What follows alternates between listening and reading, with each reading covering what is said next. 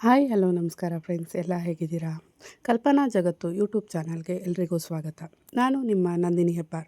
ಬಿಡಿಸಲಾಗದ ಬಂಧ ಅಧ್ಯಾಯ 26. ಕತೆ ಹೇಗಿದೆ ಕೇಳಿ, ಕಡೆಯಲ್ಲಿ ಅಭಿಪ್ರಾಯ ಹೇಳಿ. ಸಬ್ಸ್ಕ್ರೈಬ್ ಮಾಡ್ಕೊಂಡಿಲ್ಲ ಅಂದರೆ ಈಗಲೇ ಮಾಡ್ಕೊಳ್ಳಿ ಪ್ಲೀಸ್. ಆರಿದ್ರ ಶಾಸ್ತ್ರಿಗಳ ಮನೆ ಸೇರಿ 3 ದಿನಗಳು ಕಳೆದಿತ್ತು. ನಿತ್ಯವೂ ನೈದಿಲೆ ಗೊಣಗಾಟ ಇದ್ದೇ ಇತ್ತು. ಎಲ್ಲವನ್ನೂ ಕೇಳಿಯೂ ಕೇಳದಂತೆ ಮನೆಯವರು ಇದ್ದರೆ ಆರಿದ್ರ ತನ್ನ ಕೆಲಸದ ಆಲೋಚನೆಯಲ್ಲಿ ಮುಳುಗಿ ನೈದಿಲೆ ಆಡೋ ಮಾತಿನ ಕಡೆಗೆ ಗಮನವೇ ಕೊಡುತ್ತಿರಲಿಲ್ಲ. ಡ್ಯೂಟಿಗೆ ಹೋಗದೇ ಇದ್ರೇನು, ಫೋನಲ್ಲಿ ಕೆಲಸ ಯಥಾವತ್ತಾಗಿ ಮಾಡುತ್ತಿದ್ದಳು. ಜೊತೆಗೆ ತನಗೆ ಬೇಕಾದ ಅಪ್ಡೇಟ್ ಪಡೆಯುತ್ತಿದ್ದಳು. ನರಸಿಂಹ ಅಂತೂ ತನ್ನ ಪಾಡಿಗೆ ತಾನು ಮಕ್ಕಳ ಜೊತೆಗೆ ಆಡುತ್ತಾ ಅವರನ್ನು ಶಾಲೆಗೆ ಟ್ಯೂಷನ್ಗೆ ಅಂತ ಕರೆದುಕೊಂಡು ಹೋಗಿ ಬರುವುದರಲ್ಲಿ ವ್ಯಸ್ತನಾಗಿದ್ದ.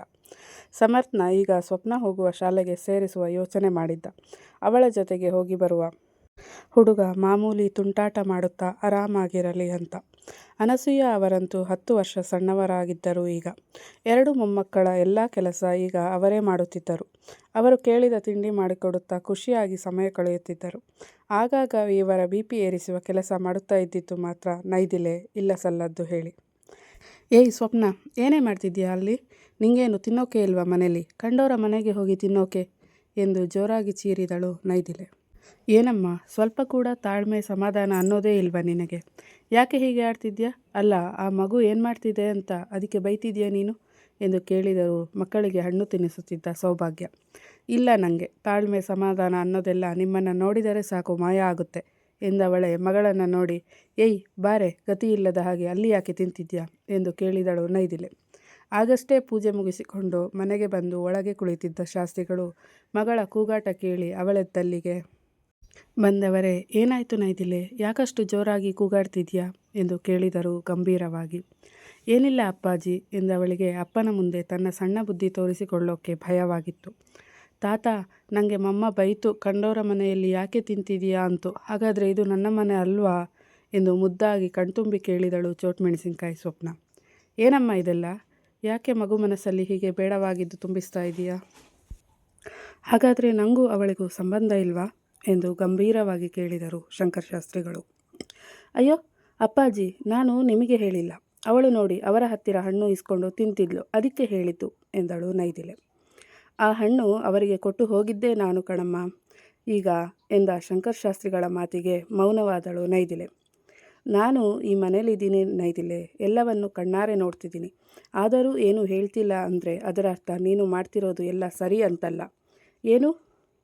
ಅರಿಯದ ಮಕ್ಕಳ ಮನದಲ್ಲಿ ನಿನ್ನ ಹುಚ್ಚು ಆಲೋಚನೆ ಹೇರೋ ಪ್ರಯತ್ನ ಯಾಕೆ ಎಂದು ಕೇಳಿದರು ಶಂಕರಶಾಸ್ತ್ರಿಗಳು. ಅಪ್ಪಾಜಿ, ಹಾಗಲ್ಲ, ಈಗಾಗಲೇ ಆಗಿರೋದೇ ಸಾಕು, ಮತ್ತೆ ಏನೂ ಆಗೋದು ಬೇಡ ಅಂತ ಅಂದಳು ನೈದಿಲೆ. ಏನಾಗಿದೆ ಈಗಾಗಲೇ? ಹಾಂ ಹೇಳು, ಏನಾಗಿದೆ? ನಿನ್ನ ತಮ್ಮ ಮದುವೆ ಆಗಿದ್ದಾನೆ, ಮಗು ಆಗಿದೆ, ಅಷ್ಟೇ ತಾನೆ ಎಂದರು ಶಾಸ್ತ್ರಿಗಳು. ಅಷ್ಟೇನಾ ಅಪ್ಪಾಜಿ? ಮರ್ಯಾದೆ, ಮನೆ ಮರ್ಯಾದೆ ಹೋಗಿರೋದು ನಿಮಗೆ ಗೊತ್ತಾಗ್ತಿಲ್ವಾ? ನನ್ನ ಗಂಡನ ಮನೆಯ ಕಡೆಯವರು ಈಗಾಗಲೇ ಕೇಳೋದಕ್ಕೆ ಶುರು ಮಾಡಿದ್ದಾರೆ. ಏನಮ್ಮ, ನಿನ್ನ ತಮ್ಮ ಯಾರನ್ನೋ ಇಟ್ಕೊಂಡಿದ್ದಾನಂತೆ ಅಂತೆ, ಹೌದಾ ಅಂತೇಳಿ ಎಂದಳು ನೈದಿಲೆ. ಕೇಳಿದವರ ಮುಖಕ್ಕೆ ಹೊಡೆದಾಗೆ ಹೇಳೋದಲ್ವಾ, ಇಟ್ಕೊಂಡಿಲ್ಲ, ಬದಲಾಗಿ ಕಟ್ಕೊಂಡು ಬಂದು ಮನೇಲಿ ಇಟ್ಕೊಂಡು ಸಾಕ್ತಿದ್ದಾನೆ ಅಂತ ಎನ್ನುತ್ತಾ ಬಂದರು ಅರುಂಧತಿ ಅಜ್ಜಿ. ನಿಮ್ಮನ್ನು ಇಲ್ಲಿ ಮಾತನಾಡೋಕ್ಕೆ ಯಾರು ಕರೆದಿದ್ದಾರೆ ಈಗ? ಸುಮ್ಮನೆ ನಿಮ್ಮ ಕೆಲಸ ನೋಡಿ ಹೋಗಿ ಎಂದು ರೇಗಿದಳು ನೈದಿಲೆ. ನೈದಿಲೆ, ಮಾತು ಹಿಡಿತದಲ್ಲಿರಲಿ, ಅವರು ನಿಂಗಿಂತ ದೊಡ್ಡವರು, ಮರ್ಯಾದೆ ಕೊಟ್ಟು ಮಾತಾಡು ಎಂದರು ಶಾಸ್ತ್ರಿಗಳು. ಆದರೆ ಅಪ್ಪಾಜಿ, ಅವರು ಎಲ್ಲ ವಿಷಯಕ್ಕೂ ನಂದೆಲ್ಲ ಇಡಲಿ ಅಂತ ಯಾಕೆ ಬರೋದು ಎಂದು ದೂರಿದಳು ನೈದಿಲೆ. ಸಮಾಧಾನ ನೈದಿಲೆ, ಬಾ ಇಲ್ಲಿ ಕುತ್ಕೋ ಮೊದಲು. ಹೇಳು, ನಿನ್ನ ಸಮಸ್ಯೆ ಏನು ಅಂತ ಇವತ್ತು ಹೇಳು. ಸಾಧ್ಯ ಆದರೆ ಪರಿಹಾರ ಕೊಡೋಣ. ಒಂದೇ ಕಡೆ ಇರ್ತೀವಿ, ದಿನಾ ಮುಖ ತಿರುಗಿಸಿಕೊಂಡು ಓಡಾಡೋದು ಚೆನ್ನಾಗಿರಲ್ಲ ಎಂದರು ಅರುಂಧತಿ ಅಜ್ಜಿ ತಾಳ್ಮೆಯಿಂದ. ಸಮಸ್ಯೆ ನಿಮ್ಮ ಮೊಮ್ಮಗಳು ಅಜ್ಜಿ. ಎಲ್ಲ ಚೆನ್ನಾಗಿದ್ದ ನಮ್ಮನೆಗೆ ಒಳ್ಳೆ ಶನಿ ಹಾಗೆ ಬಂದಿದ್ದು ಅವಳು ಎಂದು ದೂರಿದಳು ನೈದಿಲೆ. ಶನಿ ಅಂತೆಲ್ಲ ಹೇಳೋದು ನಿನ್ನ ವ್ಯಕ್ತಿತ್ವಕ್ಕೆ ಶೋಭೆ ಅಲ್ಲ ನೈದಿಲೆ. ಅವರಿಬ್ಬರಿಗೂ ಮದುವೆ ಆಗಿದ್ರು, ಮಗು ಇದ್ದರು, ಯಾವುದನ್ನೂ ಹೇಳದೆ ತನ್ನ ಪಾಡೆಗೆ ತಾನಿದ್ದಳು ಆರಿದ್ರ. ಆದರೆ ಅದೇನೋ ನೀನೇ ಹೇಳಿದ್ಯಲ್ಲ ಶನಿ ಅಂತ, ಹಾಗೆ ಹೋಗಿದ್ದು ನಿನ್ನ ತಮ್ಮ ಅನ್ನೋದನ್ನು ಮರೆಯಬೇಡ ಎಂದರು ಅರುಂಧತಿ ಅಜ್ಜಿ. ಅಜ್ಜಿ ಎಂದು ಕೂಗಿದಳು ನೈದಿಲೆ. ಕೂಗಬೇಡ, ನಿಂಗಿಂತ ಜೋರಾಗಿ ಕೂಗೋಕೆ ನನಗೂ ಬರುತ್ತೆ. ಹೇಳಿ ಕೇಳಿ, ನಾನು ಹಳ್ಳಿಯವಳು ಎಂದರು ಅರುಂಧತಿ ಅಜ್ಜಿ.